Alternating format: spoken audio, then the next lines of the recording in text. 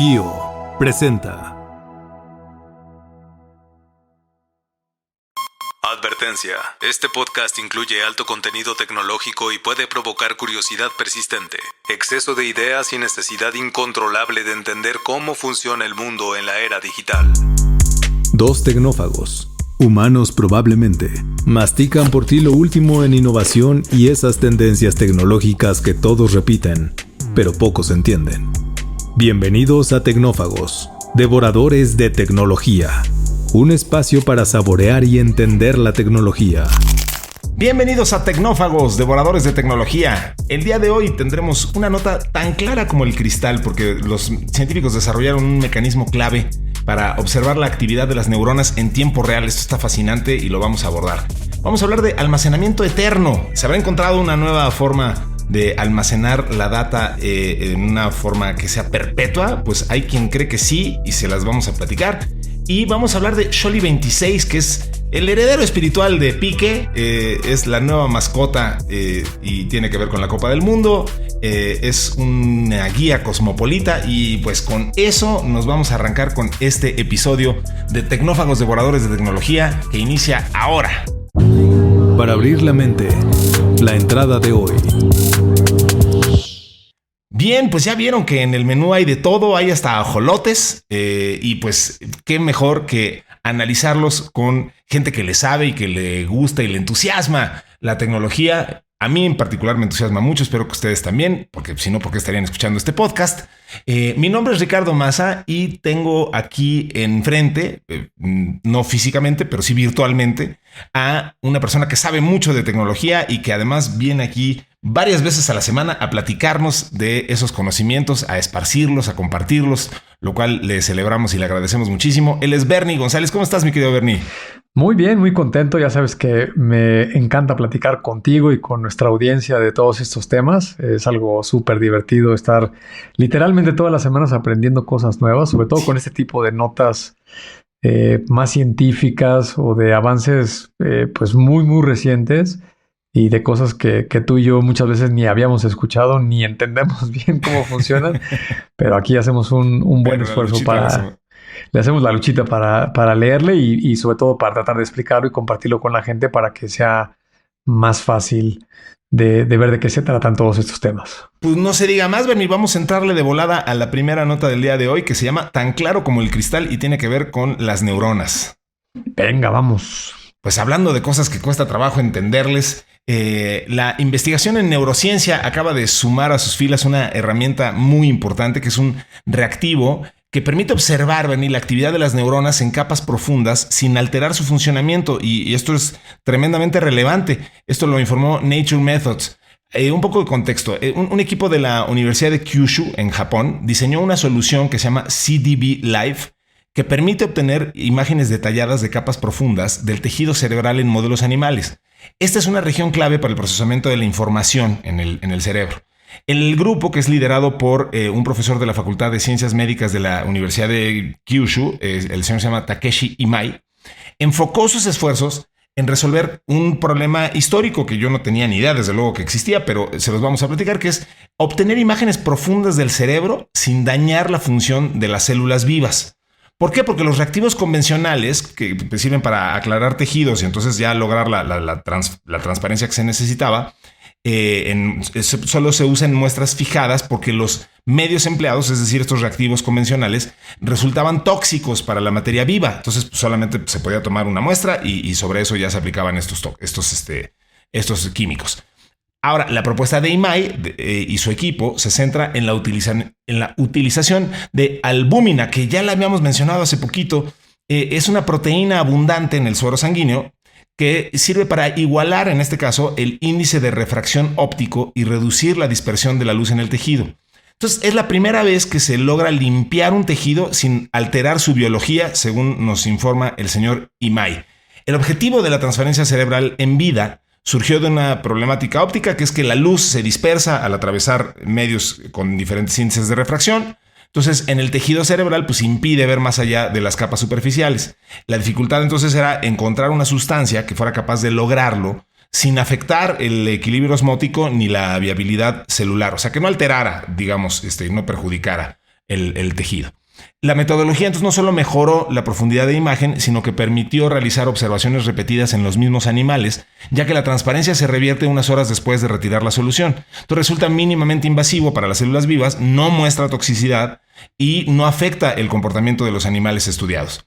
El grupo de la Universidad de Kyushu espera que la técnica facilite la comprensión de las funciones integradoras del cerebro, ya que ofrece una alternativa muy eficaz y muy segura para el estudio de la neurobiología en animales vivos. Y además sienta las bases para futuras aplicaciones en la medicina experimental, la biotecnología y nuevas herramientas para la investigación en biomedicina y farmacología. Una locura esta nueva técnica utilizando este elemento tan extraño esta solución llamada CDB Liveburn. Impresionante que podamos tener entonces estas imágenes detalladas de capas vivas.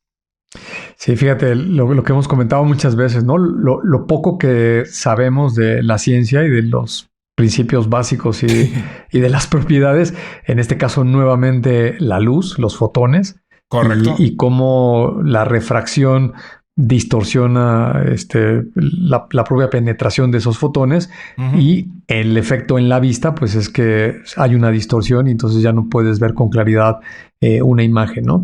Y un elemento orgánico natural como esto de la albúmina que está en el suelo de la sangre. Uh-huh. Y si no me equivoco, yo cuando oigo la palabra albúmina me recuerda los huevos, ¿no? Los huevos, me parece que la clara está hecha principalmente de albúmina, que es ese líquido espeso transparente. Así es. Que por lo que explicaste, entiendo ayuda mucho con este tema de la refracción para poder generar imágenes de mucho mejor calidad, ¿no? Entonces, este señor Takeshi Imai, la contribución más importante que está haciendo es que se puede hacer en organismos vivos y de una manera no invasiva, como lo dijiste, no es tóxica, sí. Porque antes tenía que ser una biopsia o tenías que hacer una perforación en el cráneo para llegar al cerebro y tratar de observarlo con ciertas limitaciones, ¿no? Entonces, para poner una analogía, estuve ahí interactuando con estas herramientas de chat, tratando de entender de qué se trataba esta sustancia del CDB Live. Y ya en un protocolo, eventualmente esto tiene que llegar al ser humano, ¿no? Para que tenga un impacto positivo al analizar enfermedades, entender cómo funciona el cerebro, sobre todo a nivel de las propias neuronas, donde el mecanismo bioquímico es tremendamente relevante, ¿no? Todo se mueve con cargas eléctricas. Cómo viaja la información, cuáles son las áreas del cerebro que se activan o las que fallan cuando una persona tiene una enfermedad, etcétera, etcétera, ¿no? Sí. Entonces, me gustó mucho una de las analogías que decía, toda la tecnología que tenemos hasta ahora, que es muy potente, las tomografías, ultrasonidos, placas de rayos X y muchos otros dispositivos que cuentan los hospitales y la medicina, hasta ahora ha sido como estar mirando el cerebro a través de un cristal empañado, ¿no? Por limitaciones de la propia tecnología. Sí. Y este líquido lo que está haciendo es remover esa niebla y entonces es como si estuvieras viendo una imagen de 100 o 200K y ahora te voy a enseñar una imagen 4K con una nitidez y una resolución muchísimo más grande, ¿no? Y el artículo que publicaron en la revista esta de Nature, que les ponemos también la liga donde está el artículo en esta página de Archive, donde vienen todos los avances científicos. Digo, aunque es demasiado técnico, son los artículos que los tratas de leer y el 90% de lo que dices no entiendes nada, pero hay una parte donde vienen los dibujitos, vienen las imágenes de los métodos tradicionales y los métodos que están haciendo con estos ratones y algunos tejidos con los que están experimentando. Y ahí, aunque no seas ni químico, ni médico, ni biólogo, es muy notorio la resolución que tienen estas imágenes, ¿no? En unas sí se ven las clásicas figuras geométricas de una neurona, sí. Y hasta ves diferentes tonalidades de colores, mientras que en las tradicionales pues se ve como esa clásica placa de rayos X, ¿no? Todos hemos ido alguna vez al doctor, claro. Ya sea por un rayos X o por un ultrasonido que te dicen, mira, aquí claramente se ven las piernas del niño y tú ves la imagen y dices, eso está peor que las nubes, güey, yo no le veo forma de nada a lo que me estás enseñando, ¿no? Como la prueba psicológica de las manchas de Rorschach, ¿no? Exactamente, ¿no? Sí, claro, ahí se ve claramente las piernas. Exacto. Entonces, es una de estas notas que es un avance muy reciente, está en una fase también muy temprana, muy experimental, Sí. pero tiene un potencial enorme, ¿no? Porque imagínate si todo lo que hemos avanzado de entender cómo funciona el cerebro en los últimos 20 o 30 años, con toda esta tecnología que mencioné hace un momento, pues ahora estas imágenes le van a dar una mucho mayor resolución y sobre todo que al ser un método no invasivo, pues se puede estudiar el cerebro de una persona, de un paciente, pues quiero pensar yo por tiempos más prolongados, sin ningún efecto secundario y poder llegar a encontrar las razones de por qué algo no está funcionando bien en el organismo de un ser humano, ¿no? Es que además yo me atrevería, tomándome unas atribuciones tremendas, a contribuir a esa metáfora y diría, es que no solamente es pasar o sea, no solo es quitarle la niebla al lente de lo que está a través del cual estábamos viendo el cerebro, sino que si se entiende bien la nota, pues entonces estamos pasando de ver una fotografía que por necesidad es una cuestión estática y además histórica, porque una foto siempre es anterior, o sea, por definición pues, siempre está mostrando el pasado, a algo, una transmisión en vivo, ¿no? O sea, porque esto te permite ver pues el cerebro actuando en ese momento. Entonces las repercusiones de esto y las implicaciones son gigantescas por eso mismo, porque podemos pasar de simplemente estar viendo fotos del cerebro que podíamos obtener en determinados momentos a algo muy vivo, una transmisión en vivo, insisto, pues creo que eso es lo que lo vuelve también súper interesante. Entonces, pues vaya que entusiasma este tipo de rupturas con el paradigma y pues qué bueno que estamos rodeados de científicos que piensan diferente y que se atreven a hacer cosas distintas. Es espectacular. Bernie, pues vamos a hablar también de un problema súper ancestral, importante, que es el almacenamiento de la data y una nueva perspectiva bien interesante. Así que si no dispones de otra cosa, vamos con nuestra siguiente nota y segunda nota del día de hoy aquí en Tecnófagos. Vamos con ella. Es momento del plato fuerte. Lleguemos al fondo. A ver, Bernie, la perspectiva es muy ambiciosa, tan ambiciosa que hasta la nota le pusieron almacenamiento eterno, imagínate nomás. Y es que hay que aquí entender muy bien el contexto. Los datos que producimos, que evidentemente se ha disparado de forma exponencial año con año y segundo a segundo la cantidad de data que almacenamos, antes lo medíamos en función de las bibliotecas de Alejandría que se generaban y ahora ya ni siquiera eso sirve, ¿no? O sea, ya estamos llegando a niveles de zettabytes y locuras así en la cantidad de data que se genera la humanidad todo el tiempo. Y pues evidentemente, y como hemos platicado muchas veces, esto requiere pues, recursos físicos enormes. La demanda ya es básicamente insaciable. Entonces, según la empresa de análisis IDC, para 2028, que pues, es a la vuelta de la esquina, generaremos colectivamente 394 billones de zettabytes de información cada año. Entendamos que un zettabyte es 1 billón de gigabytes, que es, digamos, las medidas como más tradicionales que hoy utilizamos, ¿no? O sea, bueno, ahorita, porque justo es increíble pensar que hace muy poquito pensábamos en función de megas. Pero bueno, entonces 394 billones de zettabytes, Bernie, una locura. Entonces, la mayor parte de la energía que usan los centros de datos se gasta en los llamados datos calientes, los que están disponibles al instante para que los puedas accesar rápidamente y se actualizan todo el tiempo. Por ejemplo, pues cuando quieres transferir dinero desde una cuenta bancaria, pues ese es un dato caliente que tiene que estar ahí muy a la mano, digamos, pues porque no te puedes dar el lujo de que sí, déjalo, busco del disco duro de quién sabe dónde está, ¿no? Entonces, pero en realidad eso es como la punta del iceberg, porque el 80% en realidad de los datos que se almacenan ahí son datos fríos, o sea, información que no se necesita de inmediato, exacto, que no cambia y que cuando se requiere, pues las personas están dispuestas a esperar minutos o incluso hasta días para obtenerla, porque sabes que son datos que pues no utilizas, que no estaban a la mano, básicamente. La mayor parte se guarda actualmente en discos duros dentro de los centros de datos y estos tienen que permanecer, pues en esencia, encendidos para que la información sea recuperable y esto pues exige energía y sistemas de refrigeración. Ya se pueden ustedes imaginar todos los recursos que se necesitan para mantener up and running toda esa infraestructura de data. Este dilema, entonces, ahora está impulsando soluciones muy novedosas, como la propuesta de Kazansky, que es un profesor de optoelectrónica en la Universidad de Southampton, en el Reino Unido. Y la idea es grabar datos en vidrio mediante láser, grabarlos literalmente. O sea, otra opción es almacenar información en ADN, pero ahorita entramos en eso porque eso también es una locura. Eso está siendo explorado por científicos y empresas como Microsoft. Pero a ver, vamos primero con lo del vidrio en láser, Bernie, porque sí tenemos que ir pasito por pasito porque esto está loquísimo. La idea de Kazansky surgió años después de una colaboración en la Universidad de Kioto, donde los científicos descubrieron nanoestructuras ocultas dentro del vidrio de sílice, el famoso silicon, creado por microexplosiones generadas por los láseres de femtosegundos, una unidad de tiempo ridículamente pequeña. Esta fue la primera prueba de que podíamos usar la luz para imprimir patrones complejos dentro de materiales transparentes a una escala menor que la longitud de onda de luz, afirma Kazansky, y se descubrió que podían leerse de forma similar a los datos en las fibras ópticas.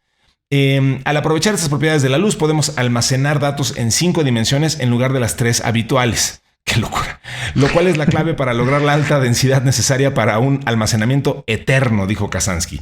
Estos cristales de memoria, literalmente, se necesitan, únicamente energía para el proceso de escritura de datos. El proceso de lectura, pues tampoco es muy intensivo porque esto se lee mediante un microscopio óptico especializado. No requiere tampoco mucha energía. Pueden durar esencialmente para siempre porque están hechos de vidrio de sílice fundido, que se conoce por su durabilidad y estabilidad térmica. Y la única precaución especial es mantenerlos dentro de un contenedor resistente. Entonces, Kazansky, junto con su hijo, fundó una empresa en el 2024 para comercializar su idea y recientemente completó una ronda de financiación de $4.5 millones. Afirma que S-Photonics ya está en conversaciones con empresas tecnológicas para estrenar algunos de sus prototipos en centros de datos durante los próximos años.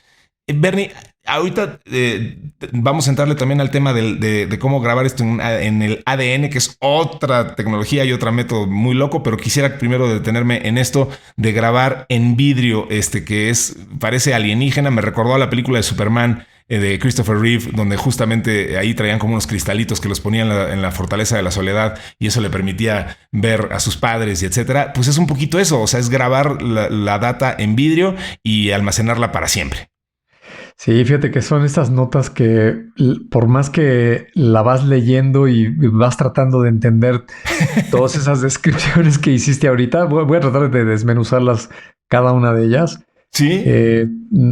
Te quedas con esa sensación de, híjole, qué demonios, caray, qué poco sabemos y cuánto nos falta todavía por desarrollar, a pesar de que creemos que tenemos una gran tecnología en esta sociedad, ¿no? Fíjate, este señor partió de la idea de que la mayor parte de los datos que generamos, estamos hablando de la época moderna, ¿no? Donde básicamente los sistemas digitales permiten cada vez más generar más información, ¿no? Lo que hablamos en el episodio pasado, esto de los robots y los sensores y las cámaras, pues es una tendencia inevitable que se va a permear en todo el mundo y eso va a generar una gran cantidad de información. A nivel personal, pues ya lo vivimos todos los días, ¿no? Este rectángulo de plástico y cristal que traemos en las manos todo el día todos, pues está generando texto, video, audio y no se diga imágenes, ¿no? Todos tomamos imágenes de muchos momentos.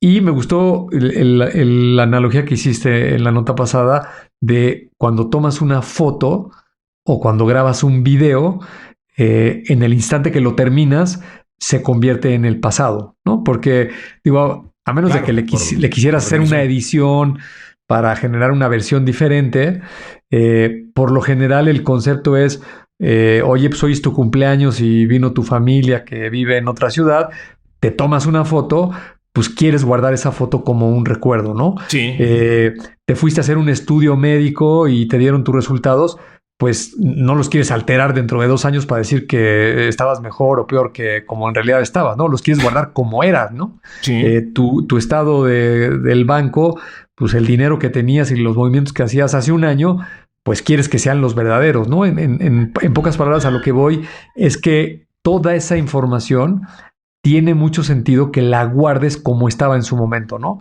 Entonces, la tesis de este señor es, hoy en día en los centros de datos, donde principalmente se guarda toda esta información, digamos los usuarios consumidores, hoy lo más versátil a lo que podemos echar mano es as a service o en la nube.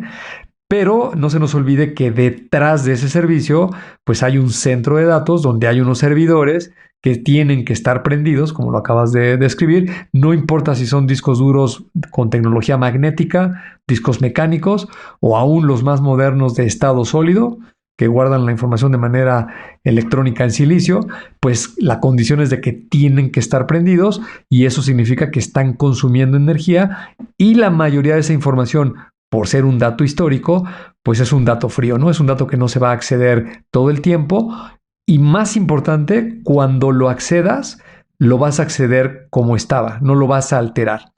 Y eso es bien importante porque hablando técnicamente, lo vas a escribir una vez y no necesitas ni editarlo ni borrarlo.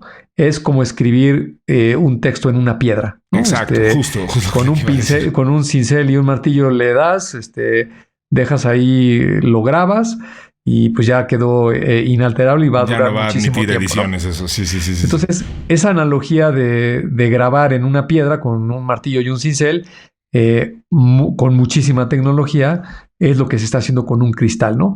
Y entonces aquí empiezan los temas escabrosos y complicados, ¿no? Por ejemplo, 5 dimensiones, ¿no? Si de por sí pasar de 3 dimensiones ya es complicado, yo dije, a ver, ¿cómo que 5 dimensiones? Pues, ¿cómo lo graba, no? Las primeras 3 son muy entendibles, ¿no? Es un bloque de cristal que tiene largo, ancho y profundidad. Y entonces, en diferentes capas de profundidad del cristal, pues puedes guardar los datos en estos tres ejes que todos conocemos, ¿no? Sí. X, Y y Z, ¿no? Estás guardando en el espesor, en el espacio de ese cristal. Hay un video que te les voy a decir cómo se llama, donde este señor explica toda esta tecnología de una manera muy didáctica, un video cortito.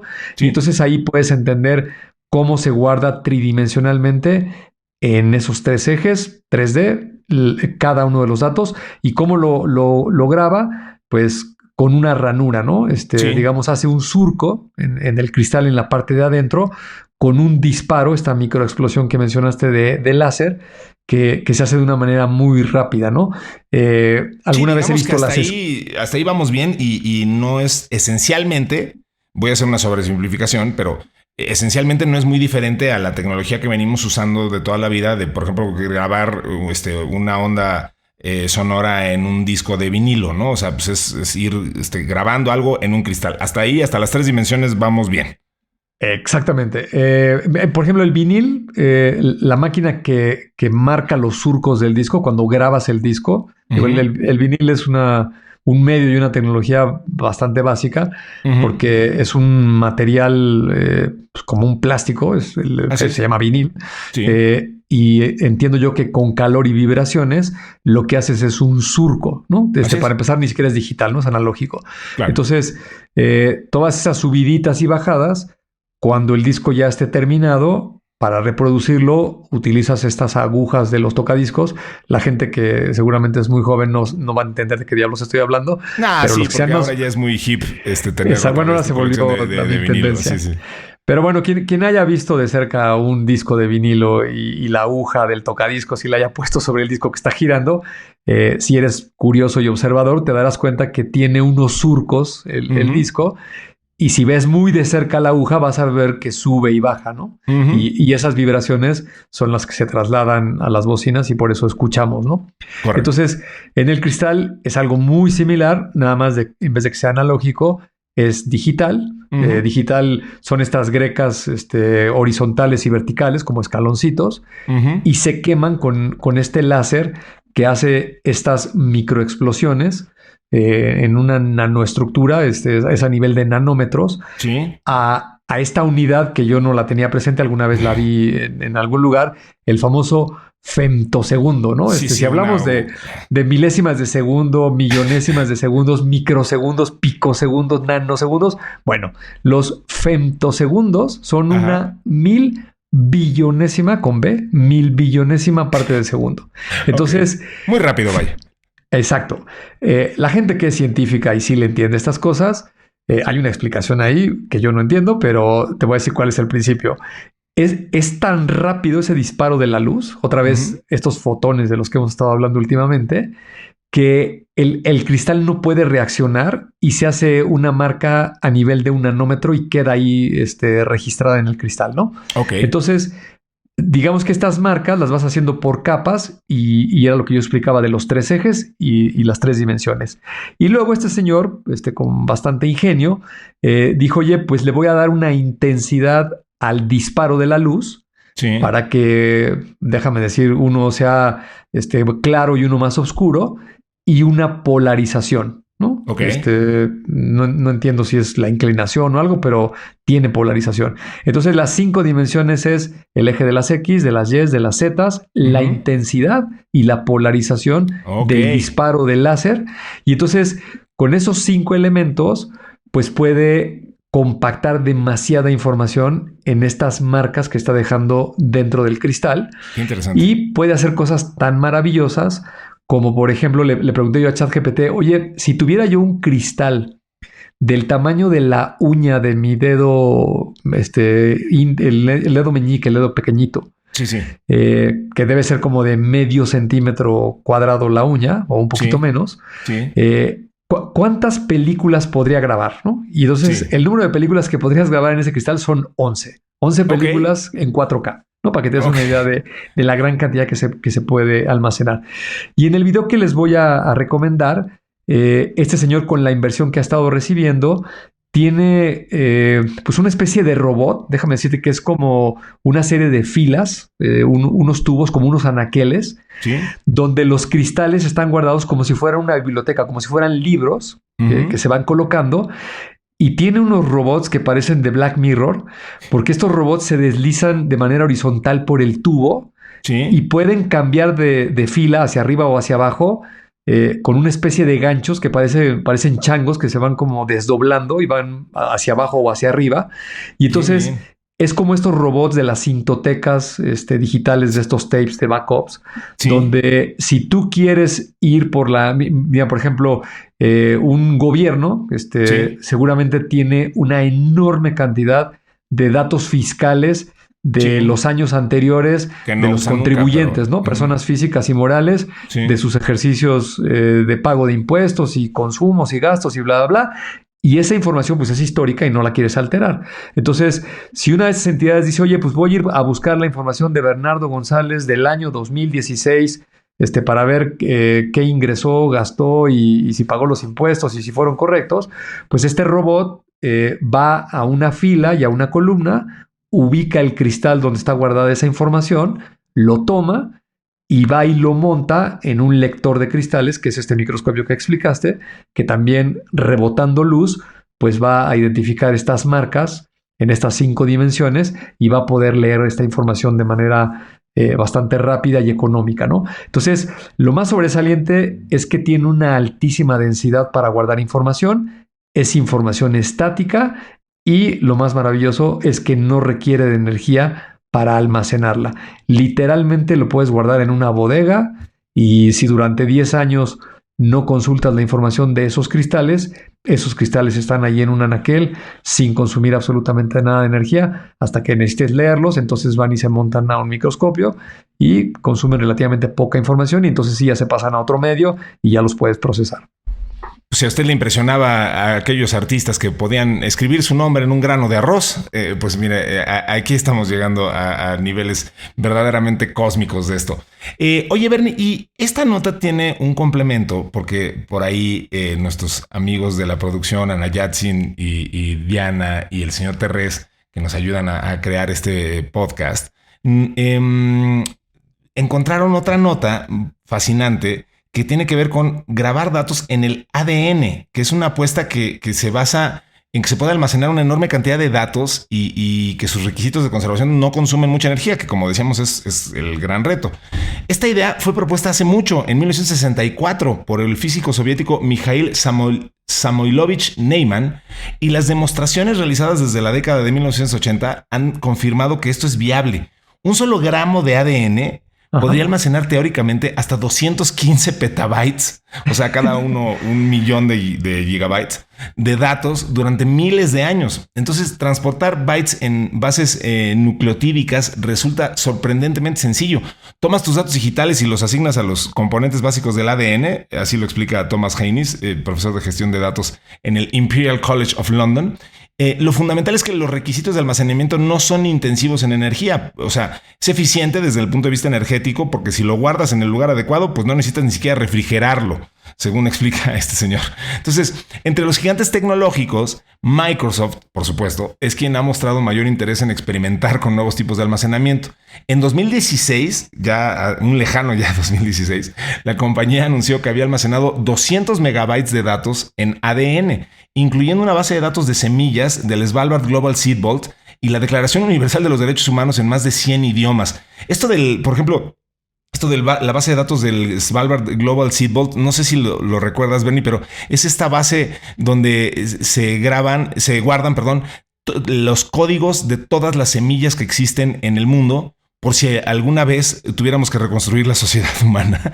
Entonces es un escenario muy apocalíptico, pero bueno, o sea, es ese tipo de datos los que se han guardado. La Declaración Universal de los Derechos Humanos en 100 idiomas. Qué raro estuvo la selección de datos que agarraron para esto, pero eso es el tipo de cosas que se puede grabar en ADN. La verdad es que nunca se me había ocurrido ni había escuchado hablar de esto, pero bueno, complementa muy bien esto de grabar datos en los cristales. Sí, ahorita me hiciste acordar de la novela esta que les comenté el otro día de las 7 Evas de Neil Stephenson. Ahí van a ver, aunque es ciencia ficción, van a ver una muy buena razón de por qué es conveniente guardar el DNA de todas las cosas que están vivas en el planeta, incluido el DNA del ser humano. Okay. Pero bueno, volviendo a la nota, fíjate que aquí le hice una serie de preguntas súper tontas al ChatGPT, porque cuando leí lo del DNA, que lo puedes guardar ahí, no sé por qué pensé yo que lo guardabas en un organismo vivo. Y bueno, resulta que no. Por definición pensarías, claro, sí. Pero aunque hay una variante que sí están experimentando con bacterias, ahorita te voy a decir que esa es una excepción, pero tiene un truco. En realidad lo que hicieron es que copiaron la estructura de cómo los organismos vivos almacenan información en el ADN, ¿no? Si te acuerdas de las clases de biología, el ADN está clasificado con 4 letras, ¿no? Estas de CTGA, que claro, cada una es una, ya no recuerdo si es un aminoácido o una proteína. Alguno de estos términos, perdón por la confusión, sí. Pero así es como, digamos, la biología, los organismos vivos almacenan toda la información genética, principalmente con fines de reproducción, ¿no? De poder generar otro organismo a partir de la unión de 2 células, que es el principio básico. Entonces, lo que hicieron en realidad fue que copiaron esa estructura de almacenar la información. Y las pruebas a las cuales acabas de hacer referencia se pueden almacenar en algunos materiales que no son orgánicos, o al menos que no están vivos, o también se podrían guardar en algunas bacterias, ¿no? Porque cuando hablas ya de una bacteria a nivel del ADN, pues tiene una capacidad muy grande, ¿no? Aunque en comparación con el ADN humano, la bacteria es muy, muy pequeñita.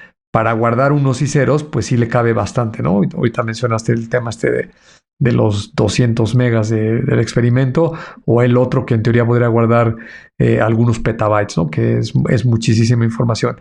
Entonces, en realidad, como se guarda la información es en la estructura de un ADN, las 4 letras, te dan mucho más capacidad que el sistema binario, que solamente tiene 2, y la propia estructura de cómo es que se guarda y se replica toda esta información de los códigos genéticos de los organismos, ¿no? Y entonces la densidad es muchísimo mayor que lo que explicamos de los cristales, ¿no? Sí. Acá le pregunté yo a ChatGPT, oye, si en un cristal del tamaño de la uña de mi dedo meñique puedo guardar 10 películas. Me habías dicho 11, perdón. Bueno, 11 películas. Sí, 11 películas.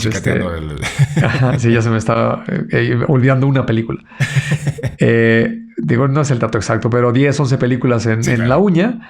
Le dije, oye, si la guardaras con ADN en un grano de arroz, a colación de lo que dijiste de los artistas que escriben ahí tu nombre, Si no recuerdo mal, el dato eran como 1,600 películas las que podías guardar en el tamaño de un grano de arroz si lo guardaras con una estructura de ADN, ¿no? O sea, es, digamos, 1000 veces más eficiente. 1000 veces más eficiente la densidad de guardar una estructura de ADN, ¿no? ¡Wow!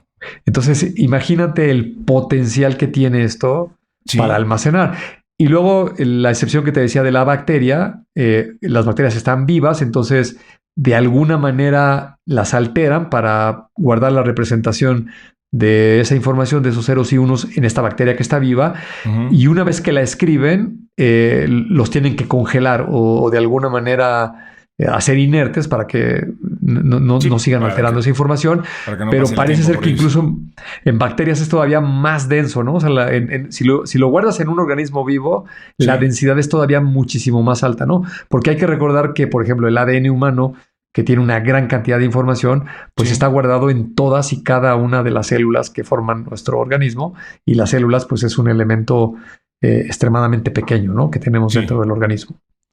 Qué cosa tan interesante y cómo estamos descubriendo, o sea, ¿quién fue el primero que dijo, oye, a mí se me hace que podríamos guardar esto en ADN? Bueno, digo, ya lo dijimos, pues, pero qué locura la inventiva humana y qué maravilla, nunca dejará de asombrarme y esperamos que a ustedes también, porque la verdad es que es espectacular la época que estamos viviendo y esta capacidad de modificar datos dentro del ADN y luego poderlos insertar en organismos vivos, como lo hemos platicado, usando tecnología como CRISPR y este tipo de cosas. Ahora transportarlo y hacer que el propio ADN funcione como mensajero de la data, es un giro que la verdad nunca se me hubiera ocurrido y que no sabía que existía, pero vaya que resulta muy, pues no solo interesante, sino esperanzador. O sea, insisto que me da como optimismo este tipo de notas. No, y hemos hablado muchas notas de la creación de estas neuronas que pueden procesar información, que son artificiales, ¿no? Que se están generando en estos platos de Petri, con algunas sustancias biológicas que las alimentas con algunos nutrientes. Y digo, están en un estado muy básico, muy primario, pero les llaman un cerebro, ¿no? Estás creando un cerebro biológico que lo puedes manipular para hacer un procesamiento de datos que tiene el potencial, si empiezas a mezclar todas estas cosas, pues si hoy estamos maravillados con las GPUs y con ChatGPT y con Cloud y que pueden programar y todas esas maravillas, imagínate cuando esta tecnología la muevas a estas escalas, donde las velocidades son muchísimo más grandes, las capacidades de almacenamiento, de transmisión de datos, de generar, en vez de chips, imagínate que pudieras hacerlo de manera orgánica, con algún microorganismo de estos que se generan solos. Podrías abaratar la tecnología muchísimo, no dependerías de fábricas, como lo hemos mencionado en otras notas. En fin, podría de verdad transformarse la vida y la sociedad de cómo la conocemos de una manera muy drástica, ¿no? Y esperemos que para bien, ¿no? Porque siempre existe el riesgo de caer en malas manos. Así es. Nunca perderé la oportunidad de referirme a esas tecnologías con dos términos que me parecen fascinantes. Uno es que toda esa categoría de CPUs y GPUs orgánicos de los que acabas de hablar, como categoría les ha dado por llamar wetware, así como hay un hardware, un software, ahora se llama un wetware que le agrega un factor de creepiness espantoso a todo esto. Y la otra es que estos en particular los llaman los organoides, ¿no? Que me parece un nombre espectacular. Insisto que me suena a caricatura de los sábados en la mañana, ¿no? O sea, como que escucharías decir las aventuras de los organoides, pero así es como se llaman estas cosas que, bueno, pues de verdad están revolucionando el pensamiento humano. Vamos a nuestra última nota del día de hoy, mi querido Bernie. Vamos con la última, que es de otro tema completamente distinto. Cerramos con el postre para digerir mejor.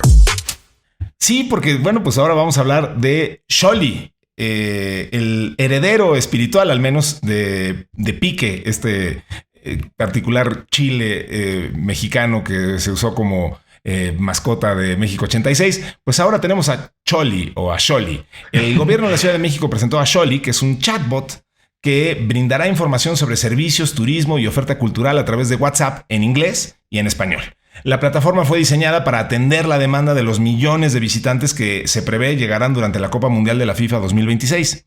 Se hablaba de que nada más en la Ciudad de México van a llegar alrededor de 5 millones de personas. Entonces, pues bueno, imagínate qué cosa tan tremenda. La herramienta fue desarrollada en su totalidad por el gobierno capitalino como resultado de la colaboración entre la Agencia Digital de Innovación Pública y las Secretarías Locales de Turismo y de Cultura. Para utilizarlo, las personas interesadas deberán ingresar al número 55 65 65 93 95 e enviar la palabra hola. Y tras seleccionar el idioma de su preferencia, pues los usuarios entonces podrán acceder a un menú con diversas categorías de información, entre ellas cultura, turismo, gastronomía y movilidad. Entonces, en el contexto del Mundial, que ya está a un par de meses, pues se habilitará una sección específica con datos sobre la competencia, eventos especiales, detalles de los partidos, la transmisión en plazas públicas, todo, ¿no? Opciones para la adquisición de boletos, cuántos órganos tienes que vender para que te den un boleto de los partidos. En fin, será posible interactuar con el sistema mediante preguntas abiertas o consultas en lenguaje natural. Esta tecnología contribuye a que la ciudad se consolide como una urbe más innovadora y accesible, al agilizar el acceso a la información oficial.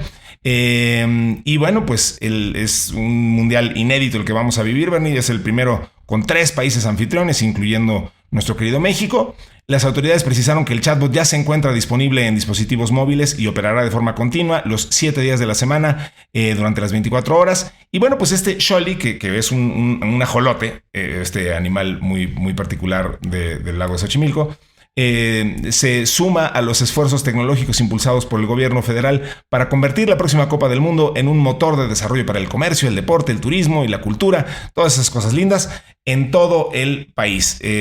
Pues digo, me gusta, la verdad, me gusta que haya una iniciativa tecnológica y que tengamos este chatbot inteligente. Y pues bueno, además me parece que la imagen está bastante simpática, entonces me gustó esta iniciativa del gobierno. Sí, fíjate que yo ya me di de alta. Es muy sencillo. Créate un contacto con el número telefónico que acabas de decir. Sí, si quieres se los repito. A ver, por eso, sí. A la usanza de la radio antigua, repito el número que es 55 65 65 93 95. Ahí está. Ajá. Exactamente. Entonces, así como lo describiste, así funciona. Le pones hola y te pone hola. Si quieres continuar, te elige tu idioma, te lo dice en inglés y en español y te da las dos opciones, ¿no? Para que simplemente toques el idioma de preferencia. Yo, para probarlos, le puse inglés. Le pregunté que si me podía recomendar algunos restaurantes de comida italiana. Me hizo unas recomendaciones ya sabes, en la Roma, cerca del Estadio Azteca. Correcto. En fin, bastantes cosas, ¿no? Le pregunté acerca del transporte y la verdad que sí te da una buena información, todo con lenguaje natural, y creo que es una gran idea del gobierno de la Ciudad de México, porque le va a servir mucho a los turistas, pues para obtener esta información de cómo desplazarse por la ciudad. Obviamente les va a dar información del propio mundial, de cómo van los partidos, los horarios, los resultados. Y lo más relevante para mí es que la gente se pueda mover en la ciudad, que tal vez conozca un poco más de la cultura, ¿no? Y en ese sentido también me dio curiosidad el nombre. Sí. Que le pregunté en este caso a Grok cuando iba manejando. Igual que tú, le hice alusión a la nota que había leído de Xoli. Y según Grok, no sé si sea cierto o no, me corrigió y me dijo, no se dice Xoli, se dice Soli.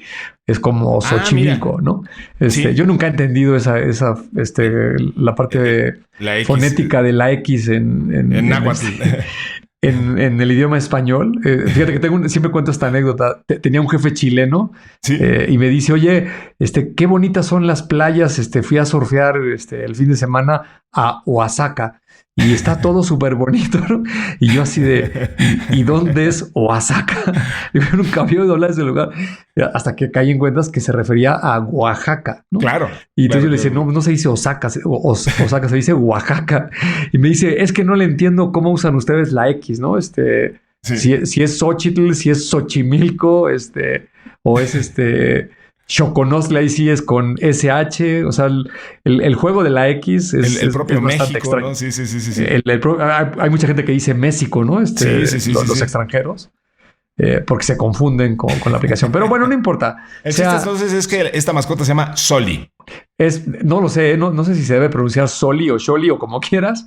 Okay. Pero lo que está bien interesante, y seguramente sabes este dato, hay una versión de billetes de 50 pesos que tienen un ajolote. Sí, lo sacaron hace un par de años. Ajá. Y no me acuerdo cómo se llama la aplicación. Me parece que es del Banco de México. Pero si le pones con esta aplicación el billete, te hace una animación con el ajolote. Oh. Y resulta que el ajolote tiene una historia de los aztecas, de toda esta parte mística de leyendas, donde los dioses de no sé qué cosas estaban ahí en una batalla, peleándose por si el sol, la luna, y uno de estos dioses, tratando de escapar a la muerte, se fue transmutando en diferentes organismos hasta que se pudo convertir en un ajolote y brincó a los canales de Xochimilco, y ahí es donde se pudo escapar, ¿no? Entonces, todas esas historias las pueden ver ahí en YouTube. Hay algunos videos bastante interesantes. Eso está padre. ¿No? De ahí tomaron el nombre famoso de Soli, que efectivamente significa ajolote en náhuatl. Excelente. Pues ahí está entonces toda esa información y digo, no solo eso, sino toda la que contiene Soli para que usted pueda sacar lo mejor de su visita a México durante la Copa del Mundo. Los poquititos partidos que va a haber aquí en la Copa del Mundo, pero bueno, pues les sabremos sacar jugo y exacto, y bien lo dices, es algo.